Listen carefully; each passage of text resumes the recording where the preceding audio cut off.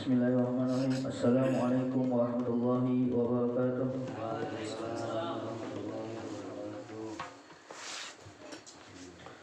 Alhamdulillah wassalatu wassalamu ala nabiyillah Muhammadin nabiyillah wa ala alihi wa sahbihi wa wala. Rabbi shrah li sadri wa yassir li amri wa hlul 'uqdatam min lisani yafqahu qawli. Amma ba'd. Hadirin yang dirahmati Allah Subhanahu wa taala, segala puji bagi Allah Subhanahu wa taala yang kembali mengumpulkan kita di dalam suatu majlis yang insyaallah diberkahi oleh Allah Subhanahu wa taala dan diturunkan rahmatnya pada kita semua. Amin ya rabbal alamin. Alhamdulillah, pada malam hari ini insyaallah kita akan melanjutkan kajian kita di dalam kitab Risalatul Jami'ah karangan Imam Ahmad bin Zainal Habsyi, yang pada mana kita telah sampai pada penghujung bab ibadah atau bab fikih. Nah, dan bab itu adalah bab haji yang akan disampaikan, yaitu adalah bab sunan-sunan atau sunnah-sunnah daripada berhaji. Al-Imam Ahmad bin Zainal Habsyi mengatakan di dalam kitabnya wa ammas sunanu, dan bahwasanya sunan-sunan itu adalah faqullu ma siwal arkan wal wajibat, adalah segala sesuatu yang mana sunnah itu bukan daripada rukun-rukun haji dan kewajiban-kewajiban haji.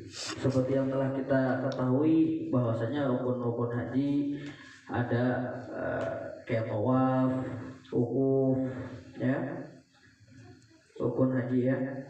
Kemudian dan lain-lain ya, ihram dari wajiban atau kewajiban dari berhaji, ihram.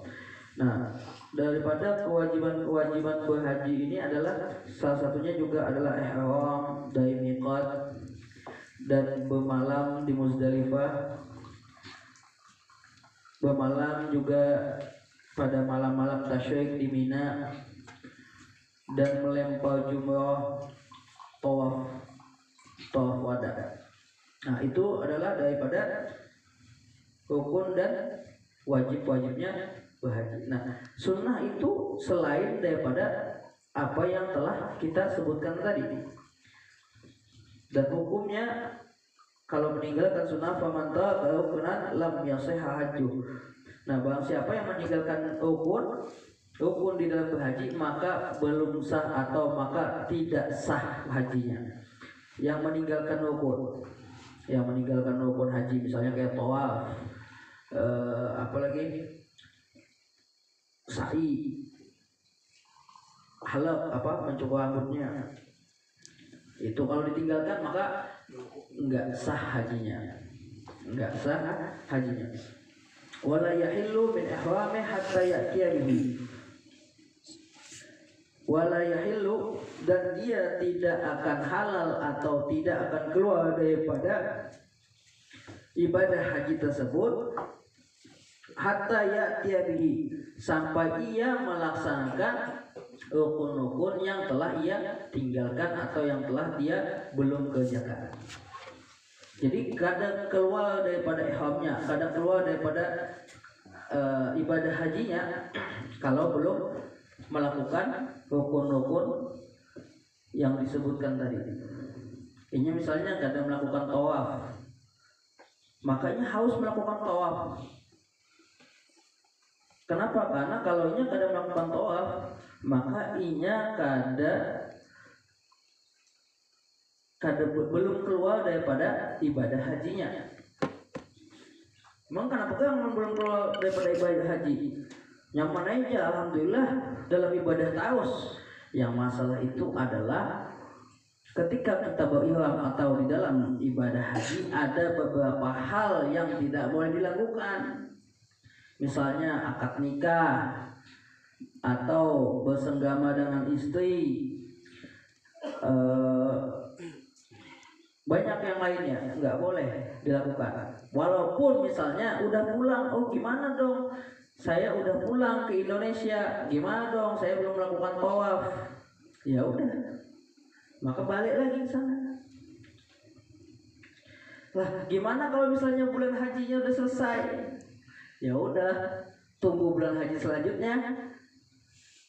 Nggak boleh akad nikah, nggak boleh bersanggama sama istri.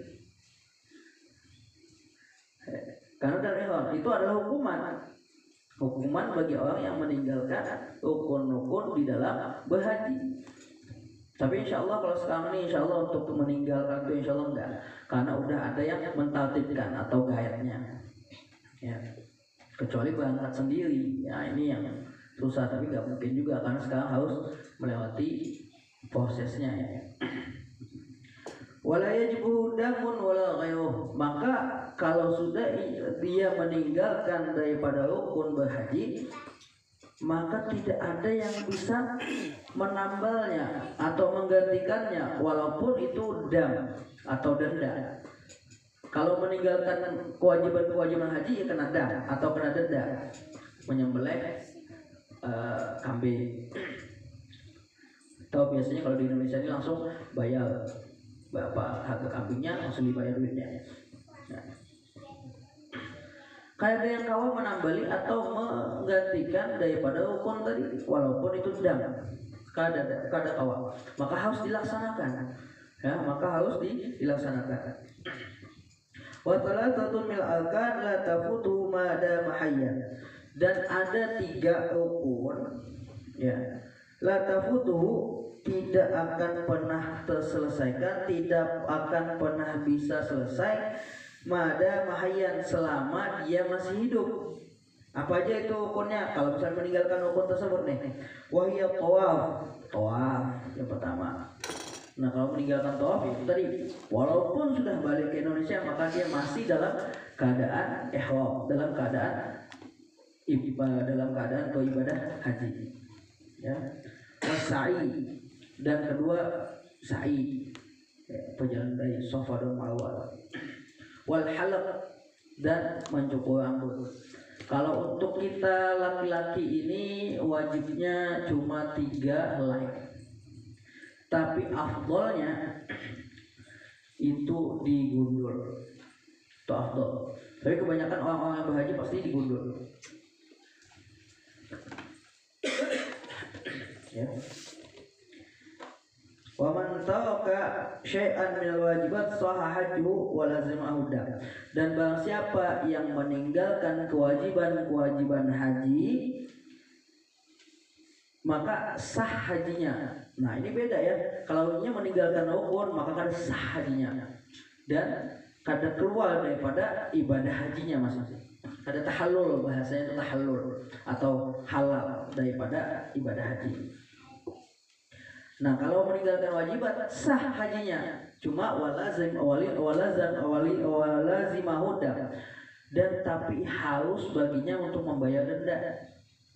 Ya, misalnya inya kata ihram atau kata berniat haji dan memakai pakaian ihram pada tempatnya, karena kita di Indonesia tempatnya itu adalah miqatnya itu adalah Yalamlam. Ya. Ada Dzulhulaifah dan segala macam. Jadi setiap negara itu atau setiap beberapa benua itu beda tempat ihramnya. Kita Indonesia, Asia kebanyakannya di Yalamlam. Namanya Yalamlam. Jadi kalau meninggalkan ihram dari miqat tadi maka atasnya bayar denda, maka wajib atau diharuskan kepadanya untuk membayar denda. Harus membayar denda. Wa alaihi itsmun in lam yu'dzar. Dan kalau saja ia meninggalkan itu karena ada uzur, maka ia berdosa. Misalnya sampai ke Jeddah. Nah, di Jeddah itu Yalamlam atau tempat miqatnya haji itu. Di Yalamlam di Jeddah. Sampai di Jeddah, kain haji kan miqat di Madinah haji kan ya, belalu ya sengaja. Nah, maka inya sudah mendapatkan denda dan inya mendapatkan dosa daripada Allah Subhanahu wa taala walaupun hajinya tetap sah. Meninggalkan kewajiban atau kewajiban berhaji tanpa uzur. Wa man taraka syai'an minas sunan fala syai'a alaih. Dan barang siapa yang meninggalkan sunnah-sunnah fala syai'a alaih, maka tidak apa-apa baginya. Walakin tetapi tafutuhul fadilah, ia tidak mendapatkan fadilah-fadilah. Ia tidak mendapatkan pahala sunnah. Ia tidak mendapatkan keutamaan-keutamaan dalam ibadah berhaji. Sama halnya kalau kita makan nasi haja 3 piring, itu pastikan nasi putih aja nih. Nasi putih aja kita makan 3 piring kenyang kalau. Cuma rasanya itu penghamba nasi putih. Kada bahasa itu kada ada rasa yang lain di dalam muntong nih. Harus ada lauk pauknya, sayur mayurnya, ya. Nah, ibaratkan hal yang wajib itu adalah nasi putih tadi. Menggau itu ya kada apa-apa, kita mendapat berpahala, kita tidak mendapatkan dosa. Kalau kita makan nasi putih, kita kada mendapatkan lapar, kita mendapatkan kenyang. Bujur. Cuma apa kata dunia kalau misalnya kada belau paut duit ada aja nuka bahasanya nih. Dan apa kata dunia kalau mengajarkan wajib aja tanpa sunnah. Jadi sunnah ini adalah pembeda rasa, adalah rasa yang berbeda gasan kita.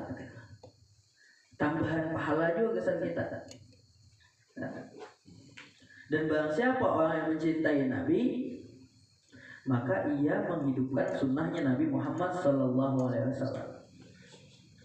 Anu saya saja, belum yang wajib dia menggawe, itu saja. Tapi yang bahayanya kalau kita berkiblat atau mengajak kepada hadisnya Nabi Muhammad SAW. Oman ahya sunnati fawa, barang siapa yang menghidupkan sunnahku, maka dia cinta kepadaku.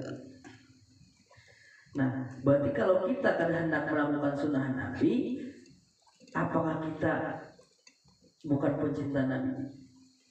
Nah, jadi sunnah harus berdua dikerjakan. Kadang kau bertahan sebagian, sebagian. Yang penting dikerjakan. Kadang kau makan, misalnya lauknya banyak, ada ayam, daging, hintalu, iwak kongkol, apa-apa lagi. Kadang kau makan bertahan, ambil yang paling nyaman aja ya. Misalnya ayam kah. Ya. Kadang kau yang lain, ya ambil yang lain aja. Yang nyaman aja ya. Ya. Sambil sambil memupuk diri supaya bisa melakukan sunnah-sunnah yang lainnya. Wa yahumu satu sirajuli wa wajhil mar'ah al-muhrimaini aw ba'dihima. Dan haram bagi laki-laki dan perempuan yang sedang dalam ibadah haji, yaitu satu menutupi kepalanya untuk laki-laki. Makanya kalau orang yang berhaji kada pakai kopiah. Kada pakai kopiah. Kalau orang yang berhaji. Ini gasan khusus, gasan lakian lah. Babinian cuma kada boleh menutupi muhanya. Walaupun sedikit, misalnya ini mau kopiah sini aja nah. Ini tak buka masih. Tapi sih tutup kada boleh. Haram mau kopiah di dalam berhaji. Sama babinian juga bercadar. Ini mau matanya dahinya kelihatan aja. Cuma sini masih tertutup, maka haram atasnya. Ingat, ini cuma di ibadah haji. Selain ibadah haji, ada yang mewajibkan babinian itu menutup daripada muhanya. Ada yang mewajibkan. Ya, ada yang mewajibkan. Tapi kebanyakan ulama mengatakan sunnah. Kenapa? Karena awat babinian itu cuma telapak tangan dan muha. Tapi yang lain bercadar, ini bercadar. Berkodong ya jauh berkodong, cuma kodong sampai sini. Baju lengan handap kayak ini yang tersalah. Ini tersalah. Awat pian itu adalah muha dan yang bukan awat pian itu adalah muha dan telapak tangan. Yang lain awat. Ini kata bercadar, sini bercadar. Nah, Cuma apa? Lengan handap. Nah ini aurat. Salah kabar. Nah jadi haram lah hukumnya untuk laki-laki yang menutup kepalanya atau sebagian aja ditutupi, haram hukumnya. Dan bagi bebinian untuk menutupi wajahnya walaupun sebagian. Wa izalatul dhufri wasya'ri, dan memotong kuku atau mencukur rambut sebelum waktunya, haram hukumnya. Ya. Kalau kita lagi junub itu makruh hukumnya. Kalau kita memotong kuku, kita lagi junub nih, motong kuku makruh hukumnya. Kenapa? Dikatakan oleh Sayyidina Ali, karena kuku-kuku itu akan menjadi saksi kita, maka jangan lepaskan kuku dari badan kita kecuali ini dalam keadaan suci. Ini juga supaya kuku-kuku dan rambut kita ini menjadi saksi kita beribadah kepada Allah Subhanahu wa Ta'ala. Ya, kuku jangan dipotong, tapi jangan diopang yang sebelum haji itu potong dulu gitu. Nah ini kadang hilang kuku jadi sampai sana bingung deh ya apa ini potong kok ada tapi haram dia mau motong haram hukumnya motong ya harus dipotongin, cuma hilang benar kan kuku hilang benar. Wadahni sya'ras wal lihya. Nah tapi ada sebagian orang tua yang mana rambutnya rontok. Yang ada boleh soalnya pacul rambut, selain pun gak ada boleh, haram hukumnya. Jadi apa caranya? Kalau mandi biasanya tuh gugur rambut. Jadi kalau pian mandi berpajam mata supaya kita kadang melihat rambut yang rontok, maka dikatakan kita adalah awam. Awam ini artinya kadang tahu akan kejadian rontoknya rambut itu. Maka dikatakan al-awam la madhabalah. Kalau orang awam ini kada karena apa-apa, karena tahu. Wadahni sya'ras wal lihya, dan meminyak rambut di rambut lawan meminyak janggut. Supaya kelihatan kan orang banyak situ leh. Ada yang mata negara Eropa, Afrika segala macam kumpul. Hendak juga kelihatan bungas nih. Wah, berminyak rambut, minyak jenggot diminyaki juga. Tapi hukumnya adalah haram. Kada boleh. Wa tatayyu jami'il badan, dan memakai minyak wangi di seluruh badan. Kada boleh. Atau siapa Ustaz sampai sana bau ketiak lah. Sebelum kita masuk kepada soal haji itu kita ihram. Ihram itu sebelum memakai pakaian ihram itu mandi. Jangan kada mandi. Kalau pindah ketiak bau, kasihan orang yang sampai samping kita bertawaf. Nah, kalau pindah pingsan sidin. Mandi dulu karena melakukan ibadah haji ini ada lawas. Ada sampai sampai 4 hari 5 hari ada. Kada sampai. Jadi haram hukumnya untuk berwangi-wangian. Wa yahrumu aqdun nikah. Nah, kada boleh berakad nikah.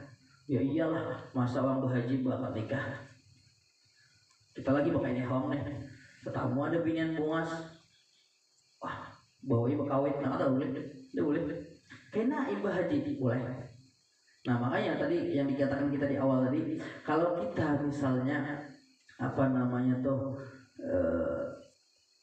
kada melakukan rukun haji tadi, maka kita tetap dalam keadaan ibadah haji. Maka ada beberapa hal yang kada boleh tadi, kayak misalnya akad nikah, kada boleh. Terus pakai wangi-wangian awak kada boleh. Pokoknya setahunan tuh kok jangan berbau talap awak. Wajima wa muqaddimatuhu, dan bersenggama, berhubungan tubuh atau bersetubuh dengan istrinya, haram hukumnya. Ingat, cuma di dalam ibadah haji. Ya sebenarnya dalam ibadah apapun haram hukumnya. Sembahyang berseragam dengan bini haram, batal sembahyangnya bahkan. Jadi dalam haji kada boleh. Ada pertanyaan semalam. Jadi kiapa Ustaz kalau membawa bini pulang ke sana? Kiapa dalam hotel? Lah, pian haji berapa hari? 10 hari haji. Kadang ya. Sehari selesai aja. Nah sudah sehari aja. Sehari yang menahan nih bahasa itu. Habis itu silahkan aja lagi. Habis haji itu silahkan aja lagi. Anak mapa. Wa itlafu kulli haywanin bari wa wahshi makul, dan membunuh hewan darat maupun laut, membunuh hewan darat yang mana hewan ini liar, tapi bisa dimakan. Misalnya kayak kijang. Tahu nggak di Arab tuh ada kijang atau adalah? Tahu bang.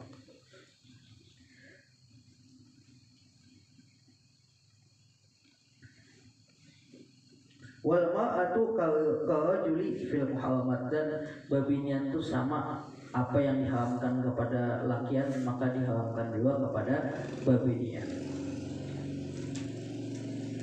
Hifdzul qalbi minal ma'asi wallahu a'lam bisawab. Bismillahirrahmanirrahim.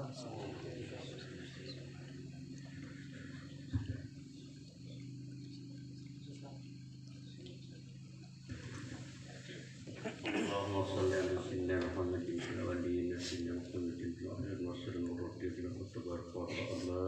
Sahadatina ashabi rasulillahi ajma'in. Amin ya rabbi ya bismillahirrahmanirrahim. Alhamdulillahi rabbil alamin. Wassalatu wassalamu ala asyrafil anbiya'i wal mursalin sayyidina wa maulana Muhammad wa sahbihi ajma'in. Allahumma shalli ala sayyidina Muhammad min ahwal wal afat wa tahdil nabiyyin min al-hajat wa tutahhirna bihim min syai'at wa tarfa'una bikum nafa Allah darajat wa tubadilina bi husnil khairat wal hayatu dan mamat. Allahumma inna nas'aluka salamatan fid dinina wa afiyatan fid jasadina wa ziyadatan fil ilmina wa barakatan fil rizqina wa tawbatan qabla mautina. Allahumma hawwin alaina fi sakaratil maut wa najatan minan nar wa inda hisab. Rabbana la tuzigh qulubana ba'da idh hadaytana wa hab lana min ladunka rahmatan innaka antal wahhab.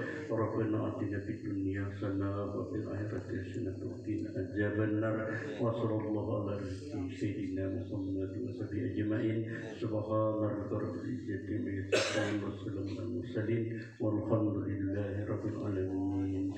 Taqabbalallahu